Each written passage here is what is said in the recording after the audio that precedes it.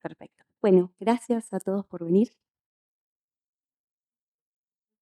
Y bueno, hace unos años, si alguien me hubiese dicho que la ciberseguridad se iba a cruzar en mi camino, hubiese pensado que estaba loco o era algo totalmente impensado para mí. Pero luego sucedió que empecé a investigar, empecé a buscar información y descubrí que la salud digital es muy importante.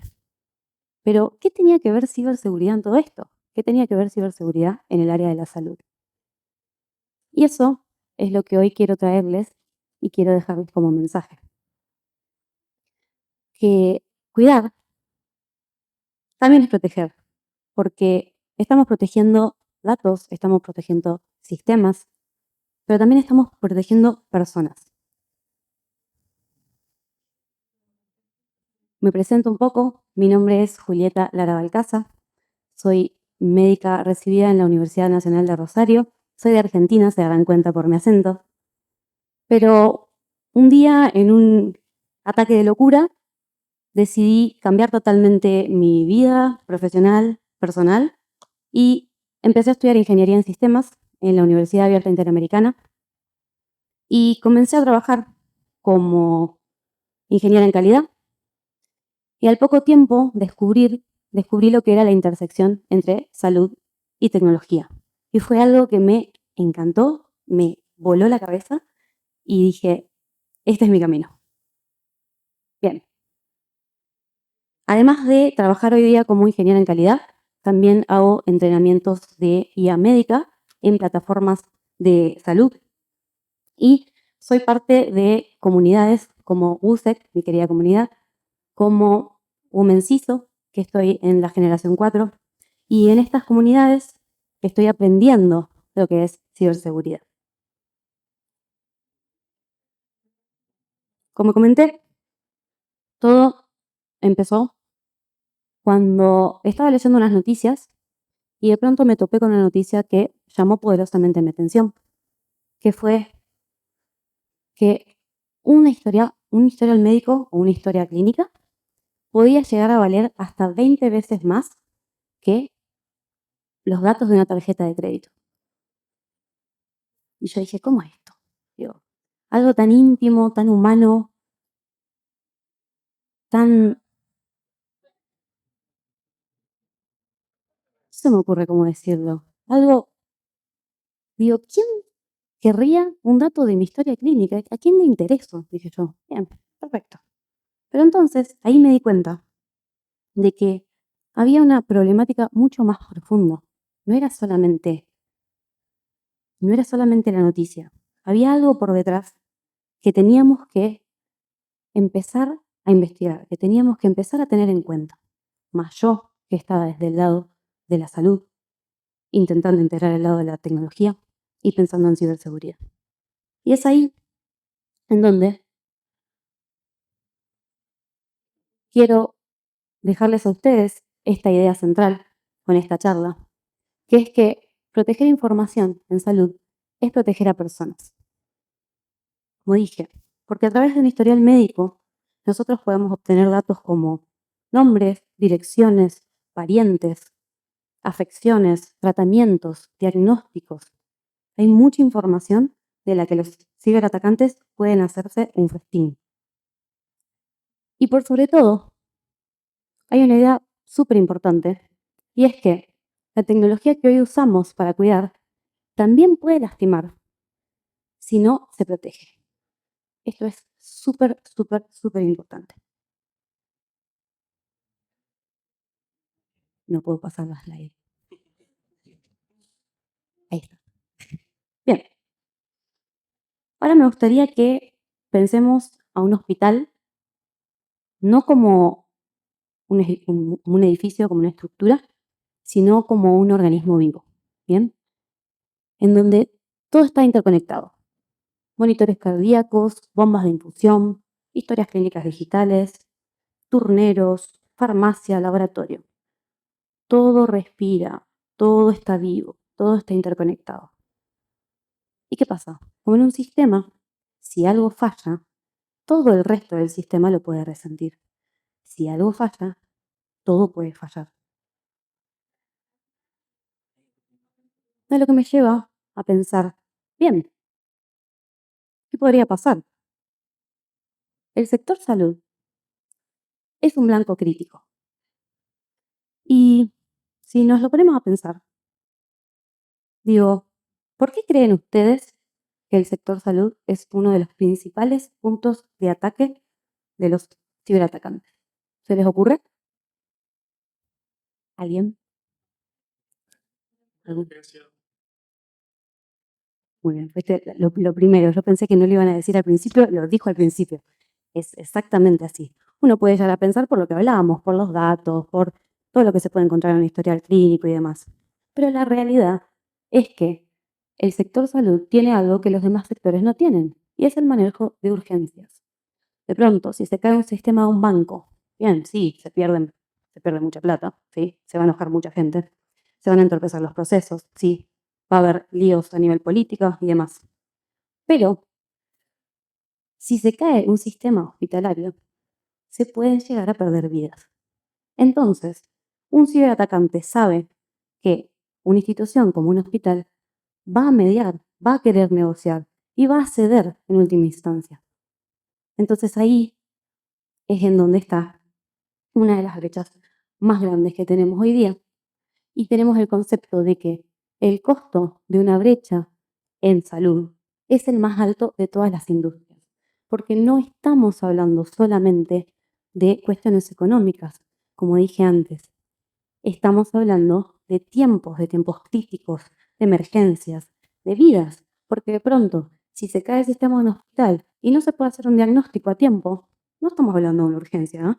Un diagnóstico a tiempo. Perdés días y días y días de alguien que podría haber empezado un tratamiento y se podría haber curado en vez de estar con un sistema paralizado por un ataque. Bien, casos reales, probablemente algunos de ustedes conozcan este caso real, fue en Costa Rica. Fue un caso de ransomware que paralizó básicamente todo el sistema de salud del país. El ransomware Conti se llama, que paralizó turnos, también farmacias, laboratorios, postergó cirugías y demás.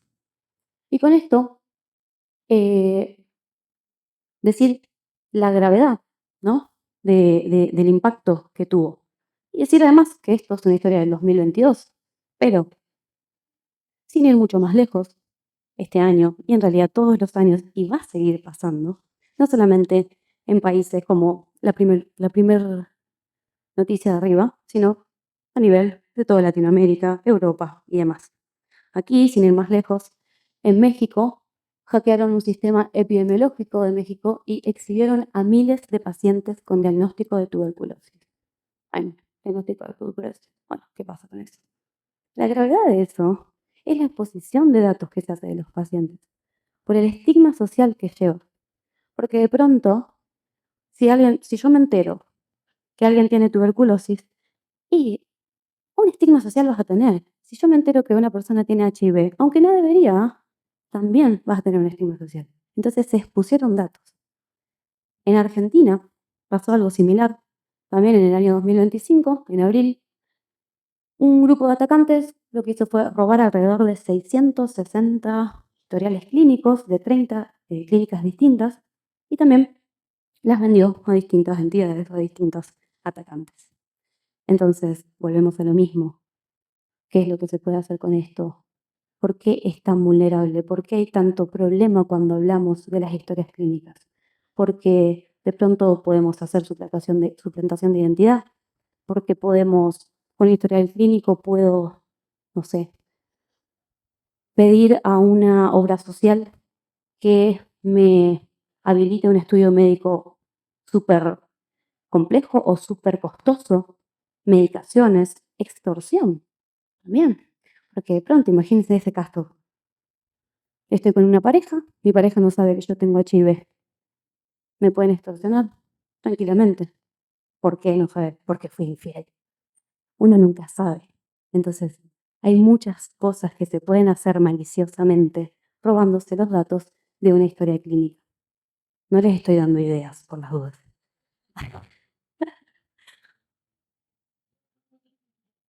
Bien, entonces con todo esto, debemos de pronto pensar en qué es lo que debemos proteger en los sistemas de salud. Bien, vamos a ir por capas como una arquitectura, principalmente, como veníamos hablando, proteger datos sensibles, lo mismo, nombres, direcciones, historial clínico, tratamientos, diagnósticos, datos biométricos, muy importantes, debemos protegerlos. Por otro lado, infraestructura. Lo que sucede con los hospitales o con las entidades de salud, las estructuras de las entidades de salud, es que la gran mayoría tienen una, ¿cómo digo esto? Me olvidé. Una superficie de ataque muy grande. ¿Por qué? Porque por lo general los sistemas de salud combinan sistemas modernos, pero con sistemas legacy. Por ejemplo, hay muchísimos, al menos en Argentina, muchísimos sistemas de salud que todavía tienen Windows XP. Entonces, ahí hay un problema.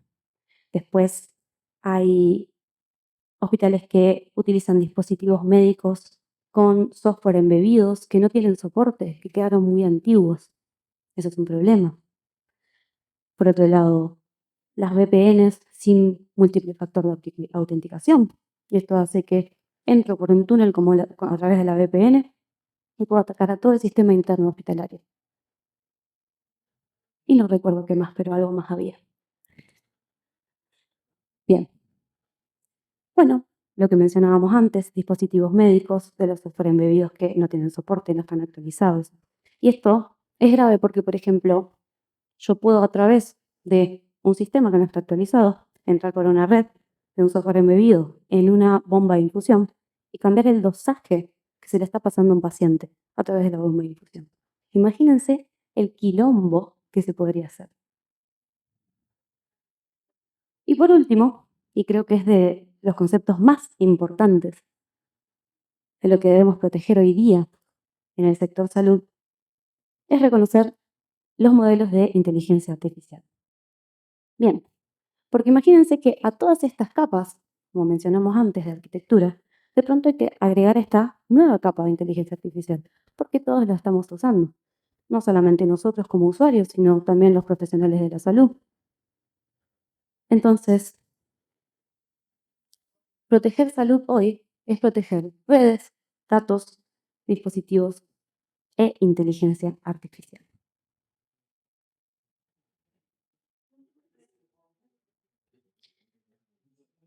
Lo loco de todo esto, o lo más sorprendente, es que cuando pensamos en estos fallos, tenemos que pensar que estos ataques no se hacen en general cuando pensamos en un hacking sofisticado o en un hacker que la tiene clarísima. No. Por lo general, estos ataques y estos fallos vienen de los fallos humanos, de nosotros.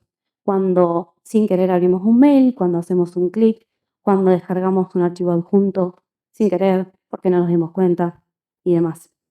Entonces, al ser ese fallo humano, que la mayoría de los ataques comienzan con un descuido humano, en realidad lo que tenemos que tener en cuenta es que nosotros tenemos la responsabilidad de frenar estos ataques o de ser conscientes de que pueden existir estos ataques. Más aún, hablando de las personas que trabajan en tecnología aplicada a salud y de las personas que están trabajando dentro de los sistemas de salud. Entonces, por eso digo que la ciberseguridad es una forma de cuidado, porque cuidar de pronto no está solamente en manos del personal de salud, sino que, como dije antes, está en manos de todas las personas que trabajamos en tecnología aplicada a salud, desde el diseño hasta la implementación de los sistemas. Es súper importante tener este concepto en mente. Bien, vamos a otro concepto y es lo que llamamos, bueno, cuando la IA se enferma. ¿Qué es lo que sucede aquí? La inteligencia artificial Cuando pensamos en el concepto de inteligencia artificial, pensamos en objetividad, en velocidad, en precisión. Pero lo que sucede es que en salud, la inteligencia artificial no ve. La inteligencia artificial simplemente hace análisis matemáticos. Y en salud, uno de los más amplios usos que se hace de la inteligencia artificial es a través de los estudios imagenológicos o las imágenes médicas. Entonces, uno de los modelos más utilizados en inteligencia artificial de las imágenes médicas son los CNNs, no sé si alguna vez los han escuchado, que son las redes neuronales convolucionales. Estas redes lo que hacen es leer, por ejemplo, un estudio por imagen, una radiografía, una mamografía. Las leen, las segmentan en matrices que identifican bordes, curvas, líneas, estructuras anatómicas, luces, sombras. Y luego las agrupan en capas de abstracción. ¿Bien? Por ejemplo, una primera capa lee los bordes, una segunda capa lee luces y sombras, y una tercera capa lee estructuras anatómicas. Entonces ahí se hace la lectura, por decir lo que ve la inteligencia artificial, de la imagen que nosotros estamos presentando. Los modelos más nuevos, más novedosos, son los Vision Transformers, que lo que hacen es tomar una imagen y dividirla en pequeños patches, se llaman parches, digamos, y lo que hacen es estudiar, por decir, las relaciones o la conexión que tienen una imagen con otra. Todo esto es fantástico. Uno lo escucha y dice, esto es genial, ¿no? Pero el tema es que como la hacen cada vez más preciso, también se puede hacer cada vez más vulnerable. Y ahora vamos a saber por qué. Bueno, me cambié. Bien. Este es un juego. Me gustaría que participen. Vamos a jugar al juego de Encuentren la diferencia. ¿Alguien se anima? ¿Quién? Por aquí. Sí, son 5. Los de abajo. Bien. Sí, sí. Bien. Sí. ¿Del relojito ese? Bien. A ver. Rapidísimo lo hiciste. Bien. Muy bien. Comentaste las linitas y los colores. Fantástico. 10 de 10 lo tuyo. Muy bien. Bien. Vamos a la siguiente imagen. Acá se puso un poquito más complejo. ¿Alguien se animó? 5 también. Ustedes pueden, ustedes pueden. Ojo izquierdo, a ver. Sí, nariz. Muy bien. La oreja, sí, perfecto. Nos queda uno solo. Ay, sí, exacto. Me parece que queda uno más. Ya la dijeron.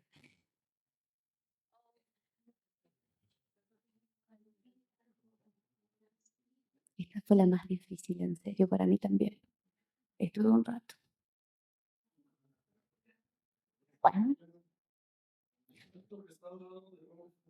Eso, perfecto. Hay ahí como un tornillo, no sé qué es. Sí, muy bien. Entonces vemos la nariz, el ojo. No, no me llega. Un segundito.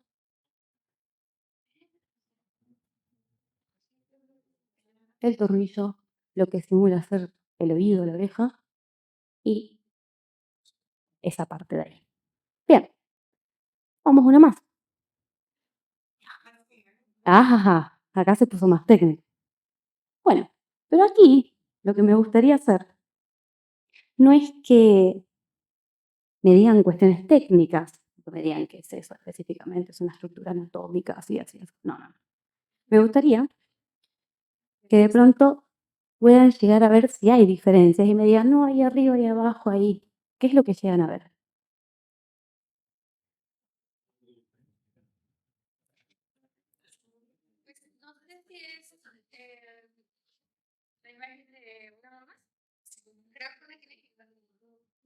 Puede ser. ¿Alguien más?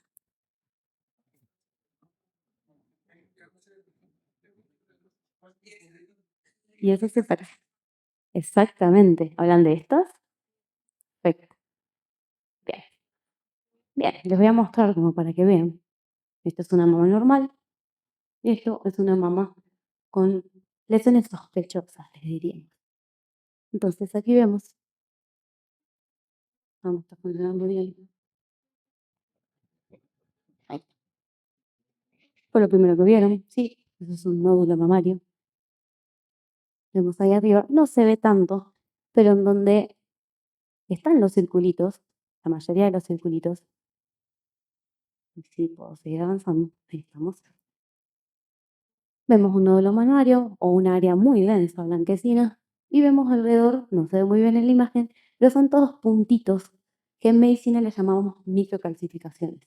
Y aquí tenemos áreas densas de parénquima, que es un poco lo que dijo la compañera. Bien, esto es un estudio imagenológico, es una mama de una paciente de 47 años, que sí, justamente lo que vimos, todo lo que dijimos, microcalcificaciones, una condensación blanquecina que parecía retraer la piel, con formaciones y parénquima mamario denso. Lesión sospechosa. Traducido, gran sospecha de cáncer de mama. Bien, ahora,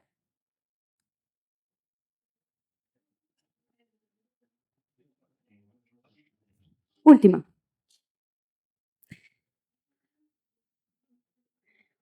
¿Alguien ve alguna diferencia?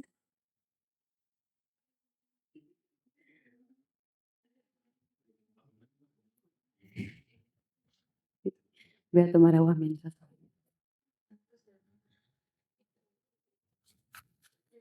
¿Eh? ¿Eh? ¿No ve nada?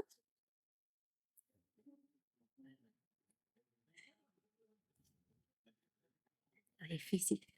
Esto está muy difícil. Bueno, prácticamente yo no vi diferencia. Yo estuve, no quiero decir horas, pero bueno, estuve bastante tiempo. Bien, quiero que vean ahora, un segundo, no me tengo que alejar tanto, se ve. Y a mí que me gusta caminar. Ahí está, ruido.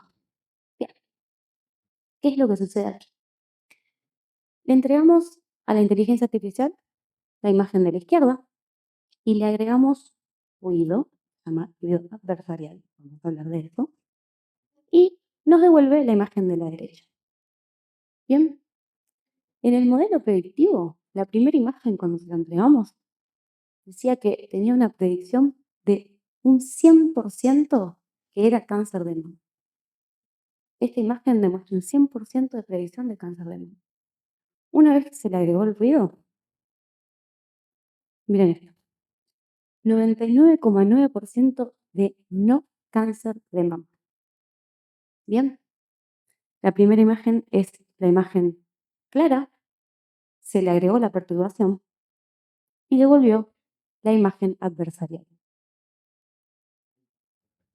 Y esto lo lleva a hablar de lo que son los ataques adversariales. Un ataque adversarial es un cambio mínimo que se le hace a una imagen que hace que la inteligencia artificial se equivoque lo más posible. Entonces, de pronto, puede pasar que un diagnóstico pase de ser un 100% un cáncer de mama a un 99,9% de una mama normal. ¿Se comprende la gravedad de eso? Bien,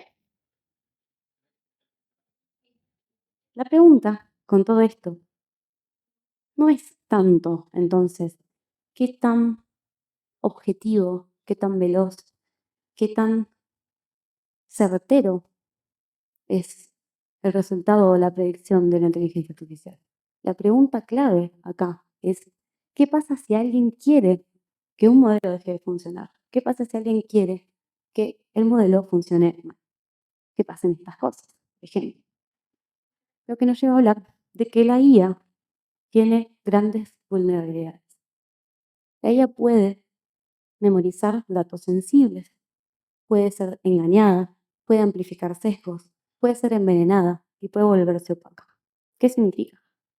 Memorizar datos sensibles. Por ejemplo, si yo entreno una inteligencia artificial con un dataset muy pequeño, por ejemplo, tomo 5.000 estudios de imágenes de un pulmón y los utilizo para hacer predicciones en muchos otros pacientes, lo que puede pasar es que esta inteligencia artificial tome los datos específicos de un paciente y los exponga. Esto no es maldad, es entrenamiento de inteligencia artificial. Puede ser engañada. ¿Cómo? Como vimos recién, una pequeña agregación de un 2% de ruido adversarial, que se le agrega a nivel matemático, algo que nosotros o algo que a nuestros ojos es imperceptible, un píxel que haga que la respuesta o la predicción de la inteligencia artificial sea totalmente distinta de una imagen a otra. Puede ser engañada. Puede amplificar sesgos. ¿Cómo es esto? La inteligencia artificial es entrenada con datos, pero esos datos son datos externos, son datos del mundo real.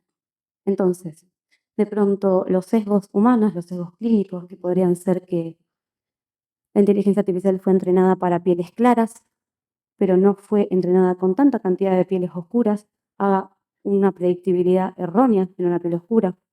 O, por ejemplo, que la mayoría de los estudios se hagan en hospitales de primer nivel, en donde la tecnología o los aparatos tecnológicos sean de primera gama y no funcionen bien en una predicción de un estudio de una institución que no sea de primer nivel. Hay muchas brechas en tecnología.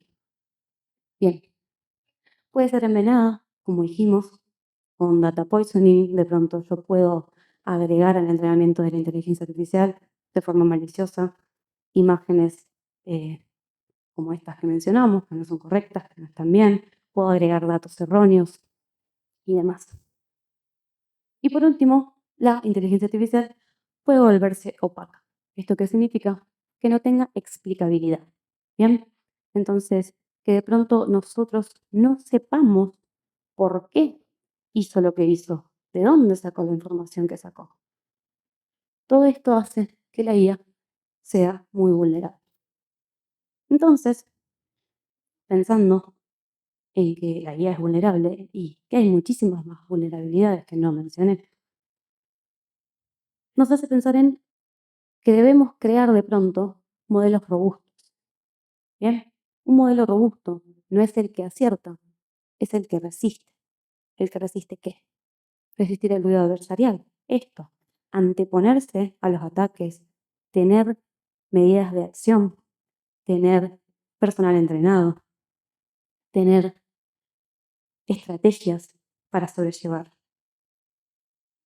y resistir el ruido adversarial. Un modelo robusto es aquel que sabe que no sabe. ¿Cuántas veces pasó que le preguntaron algo a la inteligencia artificial y respondió cualquier cosa? Cualquier cosa. Bien. La inteligencia artificial tiene esa falla, que no sabe decir que no sabe. Entonces, un modelo robusto en medicina debe tener la capacidad de decir que no sabe. O decir, no tengo suficiente información para responder esto. Claridad. Lo que sigue, ser explicable. Lo mismo que decíamos antes. Saber por qué dijo lo que dijo, de dónde sacó la información que lo sacó, quién, fuentes, demás. Y por último, un modelo robusto de inteligencia artificial aplicada en salud debe evitar memorizar pacientes, lo que comentamos antes. Por más de que un dataset sea de una muestra poco representativa de pocas personas y demás, no debe tener la capacidad de recordar datos específicos de un paciente. No se puede hacer que se reproduzcan las imágenes de un paciente en particular, los datos de un paciente en particular. No puede, debe evitar memorizar pacientes. Bien, lo que nos lleva a pensar que en realidad un modelo robusto no es un concepto técnico, no es una característica técnica, sino más bien es una característica ética. Y hablando de la ética, debemos hablar como ética en tecnología. Saber que la ética no está hecha de código, sino que está dirigiendo el código. ¿Bien? Porque ¿qué pasa? Cuando un paciente ingresa un estudio médico a una aplicación, cuando un personal de la salud le hace una pregunta a la inteligencia artificial para debatir un diagnóstico o para preguntarle una duda, esa persona no está pensando en normativas ISO, en que estén enmarcados en cuestiones de seguridad, no está pensando en que la información que está pasando va a ser cifrada o va a ser cuidada, no está pensando en eso.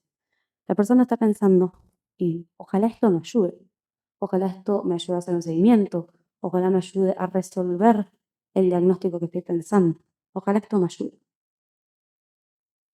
Lo que nos lleva a hablar de los que son los principios éticos en la inteligencia artificial, que curiosamente tienen mucha relación con los principios éticos de la medicina. Principio ético de la beneficencia. Un algoritmo debe usarse para el bien, no maleficencia. No debe hacer el mal, prácticamente. De justicia, que no distinga, que no discierna entre raza, color, sexo, cultura, demás. Explicabilidad, lo que ya mencionamos varias veces, saber el por qué dice lo que dice. Y transparencia, justamente saber cómo llegó a esa predicción, de dónde sacó esa información. Por ejemplo, en las imágenes que veíamos, saber en qué parte de todos los patches o los píxeles, de dónde sacó, cuál píxel sacó para decir que era un cáncer de mama y que no era un cáncer de mama. ¿Por qué? Esto es muy humano y yo soy muy humana. Cuando atendemos a pacientes, los pacientes nos están dando su confianza, su vulnerabilidad. No nos están entregando solamente datos.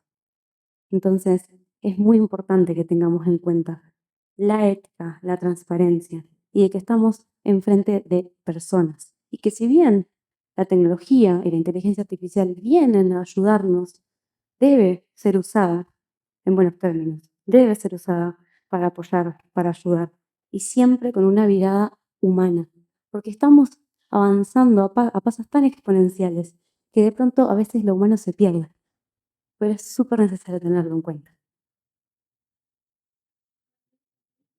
Con esto, mencionar que cuando hablamos de tecnología y la intersección de tecnología y salud, debemos tener en cuenta muchas miradas, no solamente de las personas que trabajan en salud, médicos, enfermeros, kinesiólogos, demás, sino también los ingenieros, las personas de diseño, de seguridad, las regulaciones, porque entre todos es que podemos hacer una buena salud aplicada a tecnología, porque cuando mezclamos las miradas, reducimos los errores. Hablando un poco de lo que es el sistema de salud, se me ocurrió pensar un poco en cómo está dispuesto o cómo está armado el sistema de salud de los países, más que todo de Latinoamérica. Y encontré que México, ustedes van a saber muchísimo más que yo, pero encontré que México tiene un sistema mixto con el IMSS y el ISSSTE, que tiene, de pronto, he leído varios artículos en donde menciona que tiene grandes avances tecnológicos mediante la utilización de registros clínicos electrónicos y que hay un gran desafío en el tema de gobernanza y protección de datos. ¿Esto por qué? porque hay fragmentación de sistemas. Comprendo que tienen sistemas públicos, sistemas privados, prepagas, demás.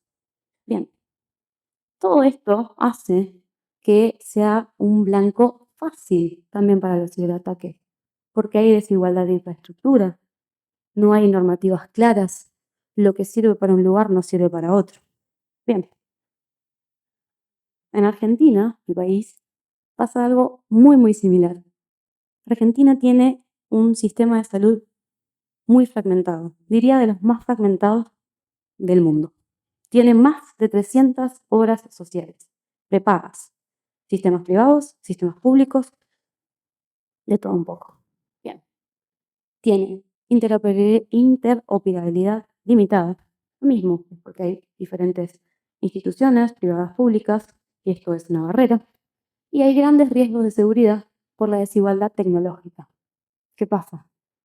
Un sistema privado no va a tener las mismas posibilidades que un sistema público. ¿Por qué? Porque no hay plata, porque no nos dan el dinero, porque no se puede mejorar la infraestructura.